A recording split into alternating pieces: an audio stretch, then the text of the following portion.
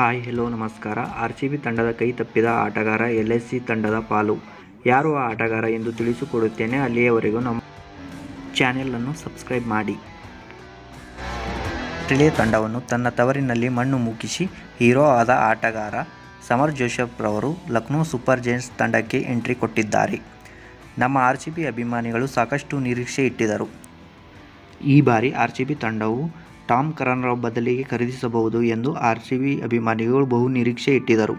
ಆದರೆ ಲಕ್ನೋ ತಂಡಕ್ಕೆ mark wood ರವರ ರಿಪ್ಲೇಸ್ಮೆಂಟ್ ಆಗಿ ಸೇರಿಕೊಂಡಿದ್ದಾರೆ.